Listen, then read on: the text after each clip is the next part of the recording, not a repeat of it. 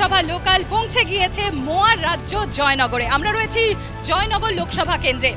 বহু প্রতীক্ষিত জয়নগরের মোয়া হাব অবশেষে বেশ কিছু বছর হলো শুরু হয়েছে সেখানকার কাজ। এখানকার মানুষ কতটা তারা খুশি, কি তাদের পাওয়া, কি তাদের না পাওয়া, কি তাদের অভাব অভিযোগ আর কতটা তারা সন্তুষ্ট, সবই জানবো এই জয়নগর লোকসভা কেন্দ্রের মানুষদের কাছ থেকে।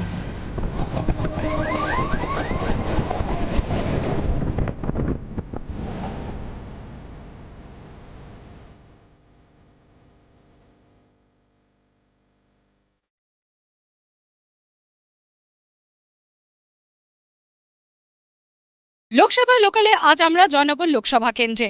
বিধানসভা বলুন কিংবা লোকসভা, রাজ্যের শাসক দলের একাধিপত্য রয়েছে এখানে, কিন্তু সাধারণ মানুষ কি বলছেন তারা শুনবো তাদের মুখ থেকে। আসুন আমাদের সঙ্গে।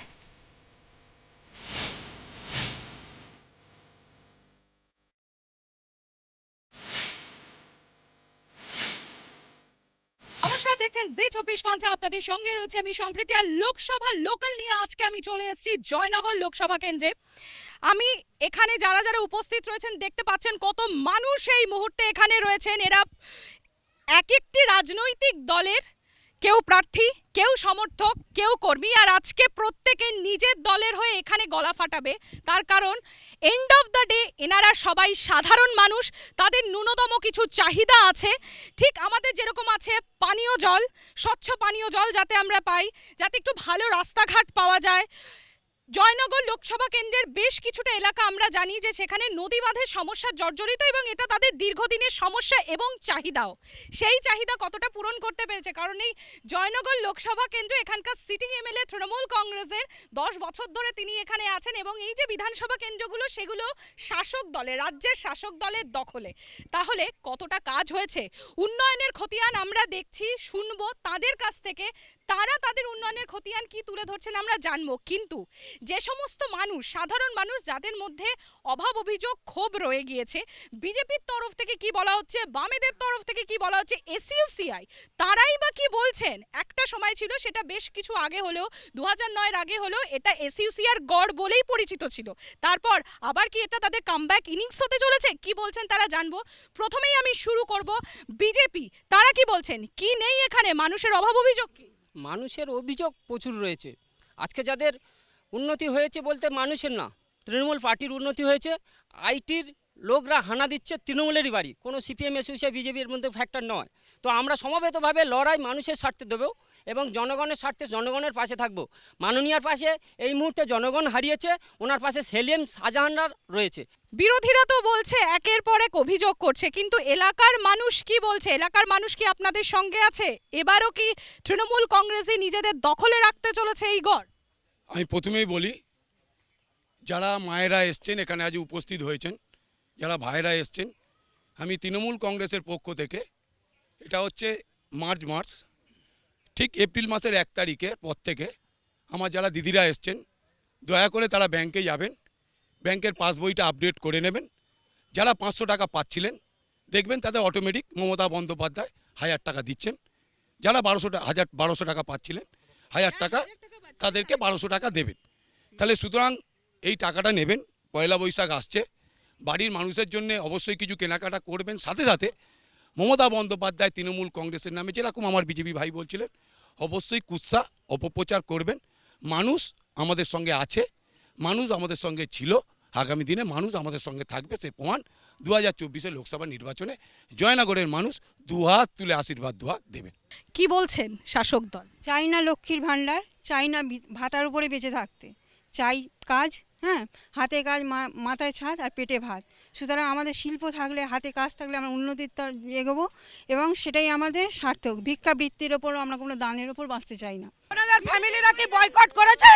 প্রত্যেকে, আমি দুয়ারে সরকারে থাকি, প্রত্যেকের বাড়ি কোনো পার্টির লোক বলতে পারবে না যে ওনাদের ফ্যামিলির লোকেরা পাচ্ছে না। প্রত্যেকে দিচ্ছে, প্রত্যেকে লক্ষ্মীর ভান্ডার প্রত্যেক ঘরে মহিলারা পাচ্ছে, মিথ্যে কথা বলছে। এটা তৃণমূলের কোনো নিজস্ব টাকা সম্পদ নয়, ঠিক আছে? এটা জনগণের টাকা নিয়ে জনগণকে অনুদান দিচ্ছে। এসইউসিআই এককালে যেটা এখানে গড় বলে পরিচিত ছিল, সেখানেই তারা এবার কি কামব্যাক করতে পারবেন? আমি তার কাছেই চলে আসব। কি মনে হচ্ছে, এবার কি আপনারা পুরনো যেটা হারানো জমি সেটা পুনরুদ্ধার করতে সক্ষম হবেন? প্রথমত বলি, যে বিষয় নিয়ে আলোচনা হচ্ছিল, প্রথমত লক্ষ্মীর ভাণ্ডার হোক আর যে কোনো ধরনের ভাতা হোক, এটা কেউ কারোর অ্যাকাউন্ট থেকে দিচ্ছে না। এই টাকাটা কারোর অ্যাকাউন্টের নয়, বরং পাবলিক মানি। এরা আজকের কোটি কোটি টাকা দুর্নীতি করে নিজেদের পকেটস্থ করছে। যেমন করে ইডি সিবিআইয়ের জন্য হাফ ডজন মন্ত্রী আজকের জেলে রয়েছে। চাকরি চোর থেকে শুরু করে চাল, গম এবং পাথর, কয়লা সব ক্ষেত্রে চুরি নাম বদনাম এসেছে। এই সুনামটা আমাদের আগে ছিল না। বাংলায় এদের তৃণমূলের দৌলতে এসেছে। মমতা ব্যানার্জি তার নিজের ব্যাংক অ্যাকাউন্ট থেকে দিচ্ছেন না, এই টাকাটা সাধারণ মানুষের টাকা। সেই সাধারণ মানুষের টাকাটা ঘুরিয়ে সাধারণ মানুষকে ভিক্ষে ভিত্তি করে ভিক্ষে দিয়ে তারা বাঁচিয়ে রাখতে চাইছে। চাকরি কোথায়, শিল্প কোথায়? বেকারদের কাজটা কোথায়? আমি তৃণমূল ভাইদের কাছে জিজ্ঞেস করছি, বিজেপির কাছে জিজ্ঞেস করছি। যারা শিল্প তাড়িয়েছিল তৃণমূল, সাথ দিয়েছিল বিজেপি। আমি তৃণমূল কংগ্রেসের যুবকদের কাছে জিজ্ঞেস করছি, বেকারদের চাকরি কোথায়? আজকে যুবকরা রাস্তায় বসে আছে, তাদের চাকরিটা কোথায়? আমি জানতে চাই তৃণমূল আর বিজেপির কাছ থেকে। তৃণমূল বলছে আমরা লক্ষ্মীর ভাণ্ডার দিয়েছি, এই দিয়েছি, ওই দিয়েছি। আমাদের প্রধানমন্ত্রী চাকরির কথা বলছে, আমি চাকরির কথায় আসবো। প্রধানমন্ত্রী যখন ভ্যাকসিন দিয়েছিল, বিনা পয়সায় 5 কিলো চাল ডাল দিয়েছিল, আমরা কোনো দিনের জন্য প্রশ্ন করিনি। আমরা কোনো দিনের জন্য প্রশ্ন করিনি। কিন্তু আমরা দেখেছি অনুব্রত মণ্ডল এবং শাহজাহানের কাছে রাত্রেবেলা রাত 12টার পরে মায়েরা পিঠে করতে গেছে।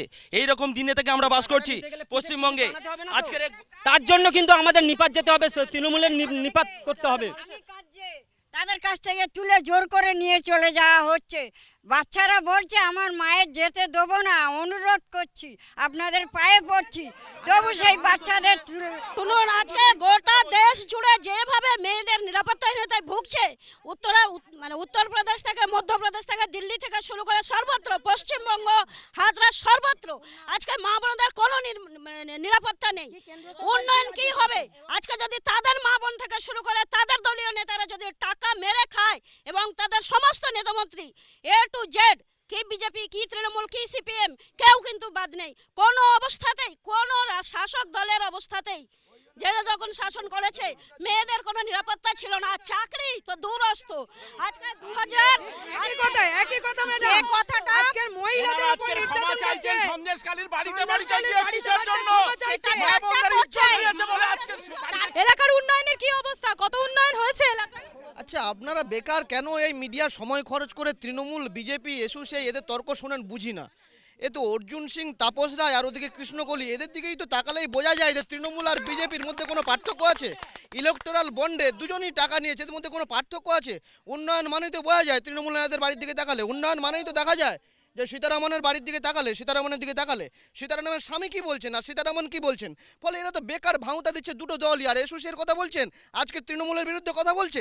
2011 সালে এসোসিয়াই তৃণমূলকে ডেকে এনেছিল, আজকে ওরা জিরো হয়ে গিয়ে, শূন্য হয়ে গিয়ে আজকে ওদের খুঁজে পাওয়া যাচ্ছে না। ফলে এই কথা কি হবে? বেকার যুবকের কাজ কি হবে? রাজ্যের এবং দেশের আর্থসামাজিক পরিস্থিতি এতটাই খারাপ যে তৃণমূলকে লক্ষ্মীর ভাণ্ডার দিতে হয়, বিজেপিকে 5 কেজি চাল দিতে হয়। তাহলে রাজ্যে কোন জায়গায় দাঁড়িয়ে আছে এবং কেন্দ্র মানে সরকার কোন জায়গায়, আমাদের সেন্ট্রাল গভর্নমেন্ট কোন জায়গায় দাঁড়িয়েছে, এটা পরিষ্কার নিজেরা স্বীকার করে নিল। ওদের ধন্যবাদ এই জন্য। প্রশ্নটা হচ্ছে রুটি রুজির প্রশ্ন, বেকারত্বের প্রশ্ন, প্রশ্নটা হচ্ছে মূল্যবৃদ্ধির প্রশ্ন। আজকে অনেকে এখানে চিল্লাচ্ছে আমরা এই দিয়েছি, ওই দিয়েছি। আর্থসামাজিক পরিস্থিতি কিভাবে উন্নতি হয়? যদি আমার যদি চাষের উন্নতি হয়, চাষিদের হাতে টাকা আসে, তাহলে আর্থসামাজিক উন্নতি হয়। যদি বেকাররা কাজ পায়, তাহলে সেখানে ব্যবসা থেকে শুরু করে সব কিছুরই মূল্যবৃদ্ধি কমে, সাধারণ মানুষের সেটা শুরু হয়। আমার বক্তব্য সেটা অনুদান দিয়ে, ভাতা দিয়ে, 5 কেজি চাল দিয়ে এটা দিয়ে চলবে না। চলবে হচ্ছে আর্থসামাজিক উন্নতি দরকার। এটা আমরা বামপন্থীরা বারবার বলছি, লড়াইটা সেই জায়গায় দাঁড়িয়ে। বছর এই যুক্তি আপনার কোথায় ছিল? 30 বছরে মানুষ কি রবট ছিল? তাদের কি খাওয়া ছিল না? তখন তারা কোথায়? বিধানসভায় এখন আমরা হেঁটে খেলে বেড়াচ্ছি, আগে এখানে লুঙ্গি তুলে হাঁটতে হতো। জল, ইলেকট্রিক, রাস্তাঘাট যেভাবে উন্নয়ন বিধায়ক করে দিয়েছে, জয়নগর এলাকায় কুলতলি সিপিএম জীবনে বাবার জন্মে দেখিনি। কেন্দ্রীয় সরকার গরিব মানুষের 100 দিনের টাকা এখনো পৌঁছায়নি। আমরা 100 দিনের কাজ করেছি, টাকা পাইনি। রাজ্য সরকার যিনি বললেন এক্ষুনি যে কোনো সরকারি পরিষেবা নেই, আমি নিজে এবং যিনি বলেছেন তাকে নিয়ে আজ থেকে এই দেখুন তার প্রমাণ দেখুন। শিখা হাইত, দেবাশিস হাইতের মা, যার অপারেশন হয়েছিল কলকাতায় এক কেপিসি হসপিটালে। আমি রাত্রি 3টে পর্যন্ত জেগে থেকে 2,53,000 টাকা স্বাস্থ্যসাথী কার্ড সঙ্গে সঙ্গে। এটাতে শুধু একটা ব্যক্তি বিশেষ হলো, এলাকার কি? 100 দিনের কাজের টাকা বড় একটা ইস্যু। যে বামফ্রন্ট সরকার 2004 সালে লোকসভায় দাঁড়িয়ে 100 দিনের কাজ ফিরিয়ে এনেছিল, কেন তৃণমূল আর বিজেপির ঘটাবে সাধারণ মানুষ টাকা পাবে না? জবাব দিতে হবে তৃণমূল আর বিজেপিকে। স্বাস্থ্যসাথী কার্ড তো দেওয়া, এখানে যে এমএলএ আছেন তার তো দেওয়ার তো কর্তব্য। সাধারণ মানুষের জন্য তো স্বাস্থ্যসাথী কার্ড পাওয়ার যোগ্য। আমরা তো স্বাস্থ্যসাথী কার্ড তো কারো পার্সোনাল পাঠিয়ে পারছি না। আমরা জোটে ঘটে নেই, আমরা মানুষের পাশে রয়েছি। এই তৃণমূল যত বন্ধু আছেন, বিজেপি যত বন্ধু আছেন, এদেরকে জিজ্ঞেস করুন তো 11 সালের পরে আর মোদি ক্ষমতায় আসবার পরে এদের মধ্যে একজন কেউ চাকরি পেয়েছে সরকারি গভর্নমেন্টের সময়? এবং হচ্ছে বামফ্রন্টের পরে একটা নতুন স্কুল, কলেজ, কারখানা কোথাও হয়েছে? তৃণমূল বিজেপি উভয় কেউ বলতে পারবে? এসএস বাড়ি ভুলে গেছে 11 সালে কিন্তু ওই জোটে কংগ্রেসও ছিল। বিগত 2011 সালের পর থেকে এই জয়নগরে আমি যদি ধরি, জয়নগরের মানুষ, আমার কমরেড সিপিএম ভাই বলছিলেন যে এখানটায় ভুট্টা খেতে হয় না, আটা খেতে হয় না। আগে সেই জিনিস ছিল। ইলেকট্রিকের কথা বললেন, আগে কারেন্ট ছিল না। আমরা দেখেছি 1 সপ্তাহ 10 দিন অন্তর কারেন্ট আসত। জয়নগরের মানুষ এই যে তার যে আর্থসামাজিক অবস্থা থেকে অনেক তাহলে বলছেন বিদ্যুতের সমস্যার সমাধান হয়ে গেছে? 100% হয়েছে। রাস্তাঘাটের সমস্যার সমাধান 100% হয়েছে। বিশুদ্ধ পানীয় জল। এবং আপনি যেটা বললেন যে যারা সরকারে আছে, যারা ক্ষমতায় আছে, সরকারের ক্ষমতায় মামাটি মানুষের সরকার আছে। সরকারের ক্ষমতায় আমরা শুধু নয়, সরকারের ক্ষমতায় বাংলার মানুষ, জয়নগরের মানুষ ক্ষমতায় আছে। তৃণমূল কংগ্রেস একা নয়। তৃণমূল কংগ্রেসকে মানুষকে বাদ দিয়ে তৃণমূল কংগ্রেস নয়, আমরা মানুষকে সাথে করে নিয়েই তৃণমূল কংগ্রেস। তাই জয়নগরের 2024 লোকসভা নির্বাচনে যে 7ম দফা নির্বাচন হবে, আর একবার বলি, এখানে সিপিএম আছেন, কংগ্রেস আছেন, এসইউসি আছেন, বিজেপি আছেন, সবাই একজোট হবে। যত নির্বাচন এগিয়ে আসবে, 1 তারিখ যত কাছাকাছি আসবেন, দেখবেন কেউ আলাদা সিপিএম নয়, কেউ আলাদা কংগ্রেস নয়, কেউ বিজেপি নয়, সবাই একই ছাতায় গিয়ে তৃণমূল কংগ্রেসকে হারানোর চেষ্টা করবে। তৃণমূল কংগ্রেসকে হারানো নয়, জয়নগরের মানুষকে হারানোর চেষ্টা করবে। আর মানুষ 1 তারিখে তার যোগ্য জবাব দেবে ব্যালট বাক্সে ইভিএমের বোতাম টিপে।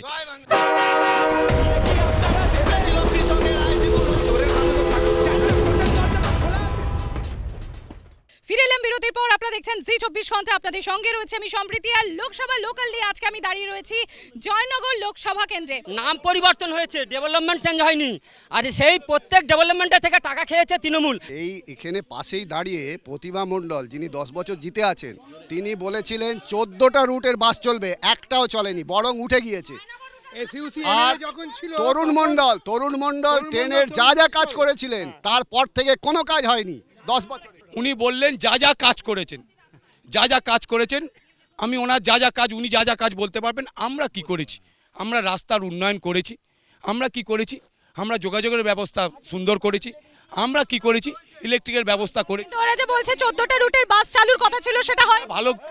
আমরা বলছি যা যা নয়, ওরা কিছু করেনি বলে আজকের বিধানসভা নির্বাচনে ওদের যোগফল হচ্ছে 0 মানুষ। এই যে তৃণমূল আর বিজেপি এত মারামারি ফাটাফাটি করছে, এই যে জাতীয় শিক্ষানীতির মাধ্যমে পানীয় জলের অভাব আছে, মদের অভাব নেই, মদের ফোয়ারা, এই খরাকালে জল নেই, মদ আছে। শিক্ষাকে মেরে দিয়ে মদের ঢালাও লাইসেন্স দেওয়া হচ্ছে। জাতীয় শিক্ষাকে মেরে দিয়ে জয়নগর লোকসভায় এর আগে যে স্কুল, কলেজ, হাসপাতাল ছিল, সেখানে মানুষ যাওয়ার পরিবেশ ছিল না, খোলা কাগজে ওষুধ দেওয়া হতো। আর আজকের মমতা বন্দ্যোপাধ্যায় সেখানে তৃণমূলের প্রতিনিধি বলছেন যে তৃণমূল এগেনস্টে সব দল একজোট হবে। তৃণমূল দলটা জন্মেছে কংগ্রেসের পেট থেকে। আর গুজরাট দাঙ্গার পরে তৃণমূল কংগ্রেসের বিজেপির নরেন্দ্র মোদীকে এই তৃণমূল কংগ্রেসের মুখ্যমন্ত্রী গোলাপ ফুল পাঠিয়েছিল তৃণমূল কংগ্রেস, তার উত্তর আমরা এখানে লোকাল লোকসভা নির্বাচন 2024 লোকসভা নির্বাচন, 2014 লোকসভা নির্বাচন, তারপরে আজ পর্যন্ত প্রতিমা মণ্ডল জয়নগর বিধানসভা লোকসভা এলাকায় একটা কনস্ট্রাকটিভ কাজ করেছে তৃণমূলের নেতারা বলতে পারবে। বামফ্রন্টের 34 তৃণমূল সোনাখালী থেকে তৃণমূল যে কথা বলছে, ব্রিজ, ইলেকট্রিকের আমাদের এখানে ধোসার ব্রিজ, এরা বলতে পারবে আজও পর্যন্ত। তৃণমূল যে ইলেকট্রিকের কথা বলছে, আমি তৃণমূলের ওই দাদাকে বলবো একটা স্ট্যাটিস্টিক দিয়ে দেখা যে বামফ্রন্ট সরকার চলে যাওয়ার পরে রাজ্যে কোনো নতুন বিদ্যুৎ উৎপাদন কেন্দ্র হয়েছে, ওরা যে সলিউশন করছে বললো, এবং ওরা যে জলের ব্যবস্থা এখন তো ভ্যানে ভ্যানে করে পাড়ায় জল দিতে হয়, নতুন করে কোনো জলের লাইন ঢোকেনি বামফ্রন্ট সরকারের পরে, ভ্যানে ভ্যানে করে জল যায়। শুনুন, বিদ্যুতের কথা বলছে, 34 বছরে তৃণমূল কংগ্রেস একটাও বিদ্যুৎ কেন্দ্র করেনি। সাগরদিঘি, বক্রেশ্বর, কোলাঘাটে সমস্ত বিদ্যুৎ কেন্দ্র করেছে বামপন্থ সরকার, বিদ্যুতের সমস্যা মিটিয়েছে। তৃণমূল কংগ্রেস করাতে ওরা চুরি করে তোদের তাড়িয়ে দেওয়া হয়েছে, তাই তারা বিজেপির সঙ্গে মিশেছে, মিশে বড় বড় কথা বলছে। ম্যাডাম, আমি বলছি যে আমার কমরেড ভাই বলছেন যে জলের লাইন পায় না, ভ্যানে ভ্যানে করে জল নিয়ে যেতে হয়। আমার পাড়াতেই বাড়ি, সবাই আমার এলাকার লোক, প্রতিটা বাড়ি, এখানে এমন একটা বাড়ি দেখান যে বাড়িতে পাইপ লাইনের কাজ এখনো গিয়ে পৌঁছয়নি, যে বাড়িতে পাইপ লাইনের কলের লাইন দেয়নি। যদি এখানটায় কেউ একজন বলতে পারে তাহলে এক্ষুনি আমরা। দেখুন, একটা পয়েন্ট সবাই এড়িয়ে যাচ্ছে। দুর্নীতি কে করেছে আর কে করেনি এটা টিভিতে আপনারা দেখছেন, খবর কাগজে দেখছেন, রেডিওতে শুনছেন, মিডিয়াতে সমস্ত আছে। কে কাজ করছে, কে করছে না, কে চুরি করছে, কে ডাকাতি করছে, সবই আছে। একদমই। এবং সপ্তম দফা এখানে ভোটের দিন, সেদিনই দেবে জনতা জনার্দন রায় দেবে তাদের ব্যালট বক্সে যে তারা তাদের নিজস্ব কেন্দ্র থেকে কোন প্রার্থীকে তারা জিতিয়ে আনতে চলেছে। এবং এই পাওয়া না পাওয়ার তালিকা কোনটা দীর্ঘ কোনটা দীর্ঘতর তার তর্ক বিতর্কও চলতে থাকবে। আজকের মতো জয়নগর লোকসভা কেন্দ্র থেকে জি 24 ঘন্টার লোকসভা লোকাল এখানেই শেষ করছি। আর আপনারাও দেখতে থাকুন জি 24 ঘন্টা।